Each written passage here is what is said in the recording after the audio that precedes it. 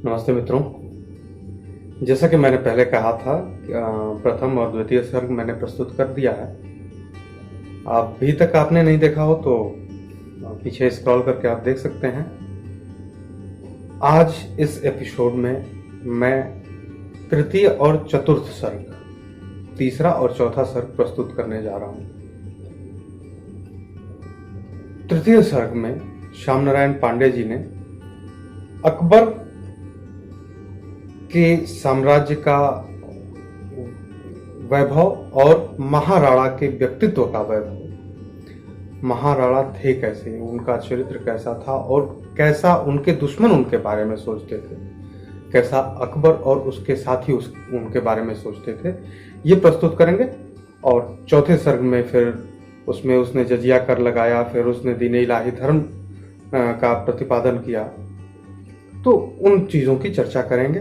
अभी मैं आपके सामने तृतीय सर्ग प्रस्तुत करने जा रहा हूं।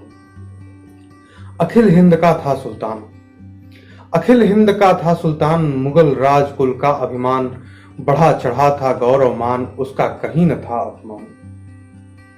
सबसे अधिक राज विस्तार, सबसे अधिक राज विस्तार, धन का रहा न पारावार, राजद्वार पर जय जयकार, भय से डगमग था संसार। नभचुंबी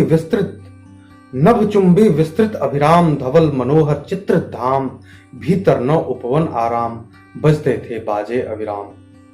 संगर की सरिताकर पार, संगर की सरिताकर पार, कहीं दमकते थे हथियार, शोणित की प्यासी खरधार, कहीं चमकती थी तलवार। स्वर्णिम घर में शीत प्रकाश, चलते थे मड़ियों के दीप, धोते आंसू जल से चरण, देश देश के सकल महीप। तो भी कहता था सुल्तान, पूरे हिंदुस्तान और उधर अफगानिस्तान वगैरह के जो राज्य इसने कब्जा कर रखा था, उनके राजा महाराजा अश्रु से इसके चरण धोते थे और अपना शीश इसके सामने झुकाते थे। तमाम देशों के राजमुकुट इनके चरणों में गिरे रहते थे अकबर के। फिर भी उसे सिर्फ और सिर्फ एक चीज की चाह थी, मेवाड़ इसके आंखों की किरकिरी बनी हुई थी। अभी तक महाराणा ने ना ही संधि का प्रस्ताव माना था और ना ही उन्होंने इसकी अधीनता स्वीकार की थी। तो भी कहता था सुल्तान, पूरा कब होगा अरमान, कब मेवाड़ मिलेगा आन, राणा का होगा अपमान। देख देख भीषण षड्यंत्र, सबने मान लिया है मंत्र, पर वह कैसा वीर स्वतंत्र, रह सकता न क्षणिक परतंत्र। कैसा है जलता अंगार, कैसा उसका रणहुंकार, कैसी है उसकी तलवार, अभय मचाती हाहाकार। कितना चमक रहा है भाल, कितना चमक रहा है भाल, कितनी तनु कटी वक्ष विशाल, जिससे जननी अंक निहाल, धन्य धन्य माई का लाल। कैसी कैसी उसकी है तलवार, कैसी है उसकी किलकार, कैसी चेतक गति अविकार, कैसी असी कितनी खरधार। कितने जन कितने सरदार, कैसा लगता है दरबार, उस पर क्यों इतने बलिहार, उस पर जन रक्षा का भार। किसका वह जलता अभिशाप, किसका वह जलता अभिशाप, जिसका इतना भैरव प्रताप, कितना उसमें भरा प्रताप, अरे अरे साकार प्रताप। कैसा भाला कैसी म्यान, कैसा भाला कैसी म्यान, कितना नत कितना उत्तान, पतन नहीं दिन दिन उत्थान, कितना आजादी का ध्यान। कैसा गोरा काला रंग, कैसा गोरा काला रंग, जिससे सूरज शशि बदरंग, जिससे वीर सिपाही तंग, जिससे मुगल राज है दंग। कैसी ओज भरी है देह, कैसा आंगन कैसा गे, कितना मात्र चरण पर ने, जिसको छू न गया संदेह। कैसी है मेवाड़ी आन, कैसी है राजपूती शान, जिस पर इतना है कुर्बान, जिस पर रोम रोम बलिदान। एक बार भी मान समान, एक बार भी मान समान, मुकुट नवा करता सम्मान, पूरा हो जाता अरमान, मेरा रह जाता अभिमान। अकबर सोचता है, यही सोचते दिन से रात, यही सोचते दिन से रात, और रात से कभी प्रभात, हो जाता दुर्बल गात, यद्यपि सुख या वैभव जात। कुछ दिन तक कुछ सोच विचार करने लगा सिंह पर वार, षड्यंत्र। कुछ दिन तक कुछ सोच विचार करने लगा सिंह पर वार, छुरी छिपी छुरी का अत्याचार, रुधिर चूसने का व्यापार, करता था जन पर आघात, करता था जन पर आघात, उनसे मीठी मीठी बात, बढ़ता जाता था दिन रात वीर शत्रु का यह उत्पात। इधर देखकर अत्याचार, सुनकर जन की करुण पुकार, रोक शत्रु के भीषण वार, चेतक पर हो सिंह सवार, कह उठता था बारंबार, कह उठता था बारंबार, हाथों में लेकर तलवार, वीरों हो जाओ तैयार, करना है मां का उद्धार। कह उठता था बारंबार, हाथों में लेकर तलवार, वीरों हो जाओ तैयार, करना है मां का उद्धार। और इसके साथ तीसरा सर्ग समाप्त होता है। श्याम नारायण पांडे जी ने अपने ओजस्वी शब्दों के माध्यम से देखिए कैसा जो है इनका अकबर का और महाराणा का जो वैभव है उन दोनों का वर्णन किया है। एक तो मेवाड़ जीतने की चाह अकबर को इसलिए भी थी क्योंकि पूरा भारत उसने कब्जा कर लिया था, लेकिन उसे समुद्री रास्ते से अगर व्यापार करना होता गुजरात के माध्यम से तो बीच में मेवाड़ पड़ता था और राणा को यह स्वीकार नहीं था कि आप मेवाड़ लांघकर यूं ही चले जाएंगे। ये भी एक वजह थी। दूसरी कई सारी वजहें हैं। अभी एक वजह आपके पंचम सर्ग में सामने आएगी जो एकदम तात्कालिक कारण था, जो महाराणा ने और आतिथ्य तो स्वीकारा था, बतौर अतिथि उन्होंने मानसिंह को बुलाया था, लेकिन राणा उनके साथ भोजन पर नहीं बैठे। ये अलग विषय है, अगले एपिसोड में हम लोग देखेंगे इसको।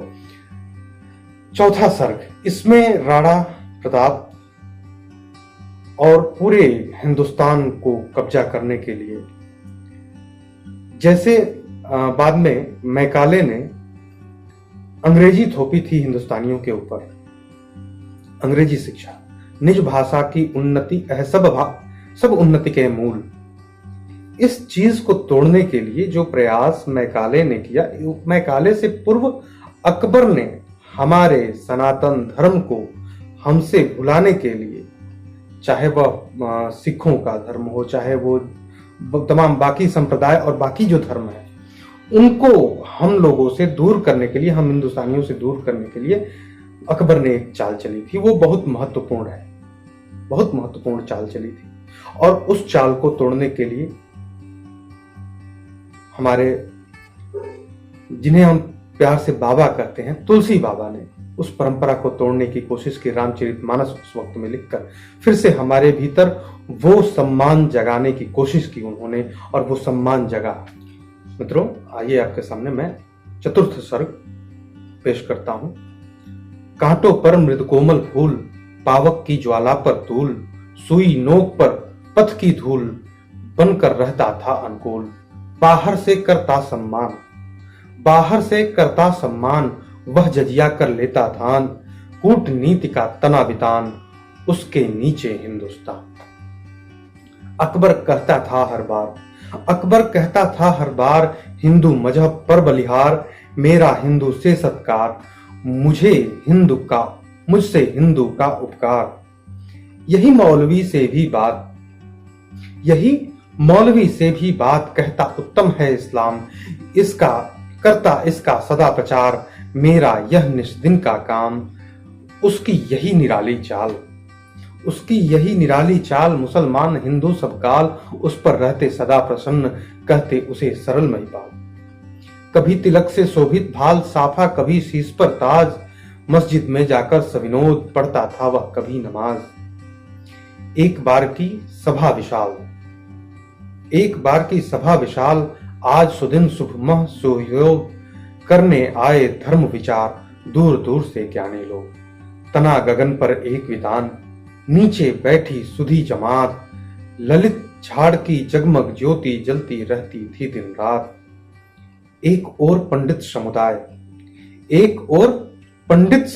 एक और बैठे सरदार, एक और बैठा भोपाल, मड़ी चौकी पर आसन मार। पंडित जन के शास्त्र विचार, सुनता सदा लगाकर ध्यान, हिला हिलाकर सरस विनोद, मंद मंद करता मुस्कान। कभी मौलवी की भी बात सुनकर होता मुदित महान, मोह मग्न हो जाता भूख, कभी धर्म में सुनकर गान। पाकर मानव सहानुभूति अपने को जाता है भूल। पाकर मानव सहानुभूति अपने को जाता है भूल, वशीभूत होकर सब काम करता है अपने प्रतिकूल। माया बलित सभा के बीच, माया बलित सभा के बीच यही हो गया सबका हाल। जादू का पड़ गया प्रभाव, सबकी मति बदली तत्काल। बहुत सुंदर चाल चली थी अकबर में। एक दिवस सुन सबकी बात, उन पर करके क्षणिक विचार। बोल उठा होकर गंभीर, सब धर्मों से जन उद्धार। पर मुझसे भी करके क्लेश, सुनिए ईश्वर का संदेश। मालिक का पावन आदेश, उस उपदेशक का उपदेश। प्रभु का संस्कृति पर अधिकार, उसका मैं धावन का अधिकार। यह भव सागर कठिन अपार, दीन इलाही से उद्धार।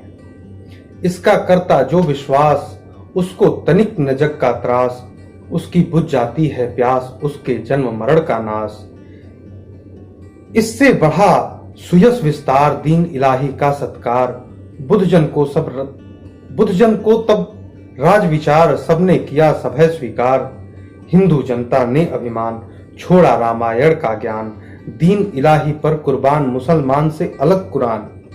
तनिक न ब्राह्मण कुल उत्थान, रही न क्षत्रियपन की आन। गया वैश्य कुल का सम्मान, शूद्र जाति का नाम निशान। राणा प्रताप से अकबर से इस कारण वैर विरोध बढ़ा। करते छल छल परस्पर थे, दिन दिन दोनों का क्रोध बढ़ा। कूटनीति सुनकर अकबर की राणा जो गनगना उठा। रण करने के लिए शत्रु से चेतक भी हिनहिना उठा। रण करने के लिए शत्रु से चेतक भी हिनहिना उठा। मित्रों, ये सारी ऐतिहासिक चीजें देखकर ही मुझे लगता है कि मैकाले ने बाद में आकर हमारे ऊपर अंग्रेजी थोप दी थी, जिससे हम अपनी भाषा और अपने सभ्यता, अपनी संस्कृति को भूलते जाए। ये हमेशा से हमारे ऊपर चला है। जब से हमारे ऊपर आक्रमण होते गए, जब से तमाम लोग हम पर हावी होते गए, हम उनका ढंग से प्रतिकार नहीं कर सके, क्योंकि हमारे ही भी जयचंद, मानसिंह और ऐसे तमाम लोग रहे हैं, आज भी ऐसे हैं। इसीलिए हमारा उत्थान उतना नहीं हो पा रहा। लेकिन अकबर उस वक्त में जो उसने जजिया कर लगाया था और उसके बाद जो उसने दीन इलाही धर्म को प्रस्तुत किया, इसने हमारे धर्म और हमारे स्वाभिमान, इन तमाम चीजों को रौंद कर एकदम बड़े ही अच्छे ऐसे तरीके से कि किसी को कोई समस्या ही नहीं हुई। हिंदू भी सहर्ष मान गए, सिख भी सहर्ष मान गए, उधर मुसलमान भी सहर्ष मान गए। लेकिन इसके बीच घाटा किसका हुआ? हिंदुस्तान का। अकबर अपने शासन को, अपनी व्यवस्था को सुदृढ़ करने के लिए तमाम हिंदू राजा महाराजाओं को अपने सामने नतमस्तक करता गया, चाहे वह छल से, चाहे वह बल से, जिस भी तरीके से, या तो उनके लोगों की से शादी करके, या उनको युद्ध में हराकर। लेकिन दीन इलाही जैसा धर्म लाकर उसने हमारे धर्म का, जो हमारा धर्म हमें उपदेश देता है स्वतंत्र रहने का, किसी अत्याचारी के खिलाफ खड़े होने का, उन तमाम विचारों को दरकिरार कर देने के लिए उसने एक नया धर्म प्रस्तुत किया, दीन इलाही। इसके साथ ही मैं आज अपनी बात समाप्त करता हूं। फिर अगले एपिसोड में पंचम सर्ग लेके आपके समक्ष प्रस्तुत होऊंगा। तब तक के लिए धन्यवाद।